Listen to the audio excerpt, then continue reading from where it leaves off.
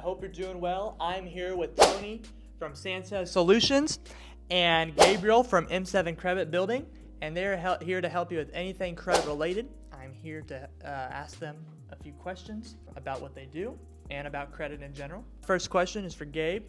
What are ways I can build my credit? There's multiple ways you can build your credit. One way is that if you know somebody in your family, like a parent that has already good credit score, you can ask them to be an authorized user on their account and get their credit history, like if that's their permission, of course. Another way is you can get access, if you already have a decent credit score, you can get access to apps or a credit card like a Chase Sapphire, or a card that basically allows you to make 12 to 15% interest rate payments every month. Maintain that. Pay a week in advance on the statement. What is considered a bad credit score? So a bad credit score is really anything under a 680, and a bad credit score is also considered if you have negative items on your report, which creates that bad credit score. So if you have anything that's safe, 3, 4, 5, sometimes 6, depending on that history, that would be considered a bad credit score. Another way that can be a bad credit score is if, even though you have a 700 plus credit score, if you have no credit history at all, that can also be a bad credit score. Credit history is everything. What consequences does a bad credit score cause, and what happens if I don't repair it? So coming from experience, alright, coming from somebody who put themselves over 5 figures in debt at the age of not even buying alcohol legally, alright, the consequences of a bad credit score may not affect you right now, but since personally I got 2 kids, it affected me of not getting credit cards.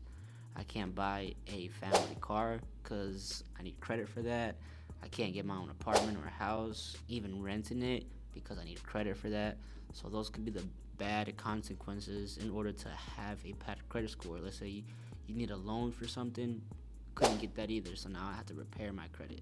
So those were all my personal consequences also that can affect you also as a person with a bad credit score. How hard is it for you to build your credit without help? Also, from my personal experience, I've had no help building my credit in terms of like nobody around me knows about credit, like in my family, as well as like I had to learn everything myself. So basically, the best way to do it is do your research or go to guys like us that can teach you financial literacy and teach you how to get good credit. How long does it take to build your credit? So it really just depends on your current state and your current credit profile. I can't say like for one or the other, but in general, sometimes it can take up to a couple of years to maintain that credit history. Like I said at the beginning of this podcast, if you don't have any credit history, even if you have a 700 plus or even a bad score, you still have to obtain enough credit history. That way you can get above a 700 score, maintain it, and have as many relationships with banks as possible. A lot of people are asking, how do I repair my credit, and what should I do? So credit repair is not a one size fits all. First of all, if you want to repair your credit, we're gonna have to need to know what's exactly on your report. Sometimes, you could get it done yourself, or most of the times, you will have to go through, our company so we can help you do it, because it is a tough process, because we use specific consumer law codes in order to repair your credit. But let's just say you have a collection with a Chase credit card. You don't want to, go to a credit repair company because they could take that off, yes, but now you got a bad relationship with Chase. I would rather pay that card with Chase, take that collection off, and rebuild that relationship with Chase, because Chase is the number 1 bank that you want to bank with. Teach me about credit growth. What makes it important?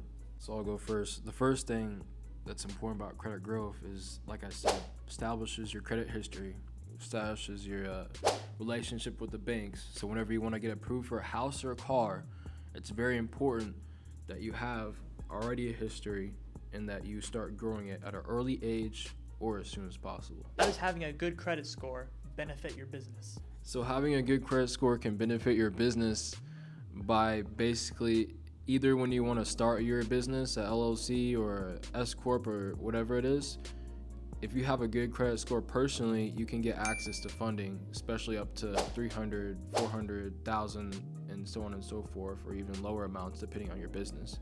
If it's like a real estate and you want to rehab a house, that's really important that you have a good business relationship with your personal, because you can have a lot of relationships with different banks to be able to get any type of funding that you need. How should I worry about my credit even though it's pretty good, like a 700 plus? Worrying wouldn't be the right term. How you should start caring about it is just keeping up with your history. Alright, don't really keep up with your score. Keep up with the things that make up your score, which is payment history, utilization. They say utilization under 30%, but key, you really want to keep it under 10%.